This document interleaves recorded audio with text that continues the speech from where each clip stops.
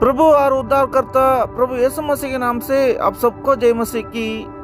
पहला राजा अध्याय 17 वचन 8 से हम पढ़ते हैं। तब यहोवा का ये वचन उसके पास पहुंचा, चलकर सिदोन के सारपत नगर में जाकर वहीं रहे। सुन, मैंने वहां की एक विधवा को तेरा खिलाने की आज्ञा दी है। वो वहां से चल दिया और सारपत को गया। नगर के फाटक के पास पहुंचकर उसने क्या देखा कि एक विधवा लकड़ी बीन रही है। उसको बुलाकर उसने कहा, किसी पात्र में मेरा पीने को थोड़ा पानी लिया। जब वो लेने जा रही थी तो उसने उसे पुकार के कहा, अपने हाथ में एक टुकड़ा रोटी भी मेरे पास लेती आ।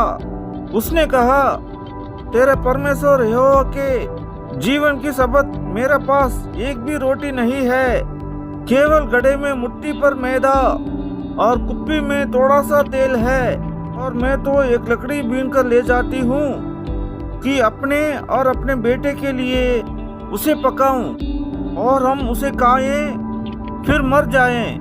एलिय्याह ने उससे कहा, मत डर, जाकर अपनी बात के अनुसार कर, परंतु पहले मेरे लिए एक छोटी सी रोटी बनाकर मेरे पास ले आ, फिर इसके बाद अपने और अपने बेटे के लिए बनाना, क्योंकि इस्राएल का परमेश्वर यहोवा यूं कहता है कि जब तक यहोवा भूमि पर मेह ना बरसाएगा तब तक ना तो उस गड्ढे का मैदा समाप्त होगा और ना उस कुप्पी का तेल घटेगा। तब वो चली गई और एलिय्याह के वचन के अनुसार किया।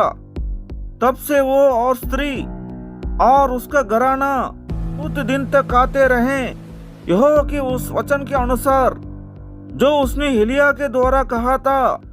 ना तो उस गड्ढे का मैदा समाप्त हुआ और ना उस कुप्पी का तेल कटा। इन बातों के बाद उस स्त्री का बेटा जो घर की स्वामिनी में थी रोगी हुआ और उसका रोग यहाँ तक बढ़ा कि उसका सांस लेना बंद हो गया। तब वो एलिय्याह से कहने लगी, हे परमेश्वर के जन, मेरा तुझसे क्या काम? क्या तू इसलिए मेरा यहाँ आया है कि मेरे बेटे के मृत्यु के कारण हो और मेरा पाप का स्मरण दिलाए? उसने उससे कहा, अपना बेटा मुझे दे। तब वे उसे उसकी गोद से लेकर उस अटारी पर ले गया जहाँ वो स्वयं रहता था और अपनी काट पर लिटा दिया।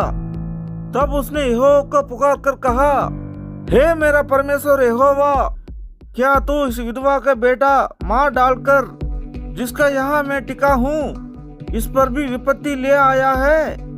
तब ये बालक पर 3 बार पसर गया और यहोवा को पुकार कर कहा, हे मेरा परमेश्वर यहोवा, इस बालक का प्राण इसमें फिर डाल दे।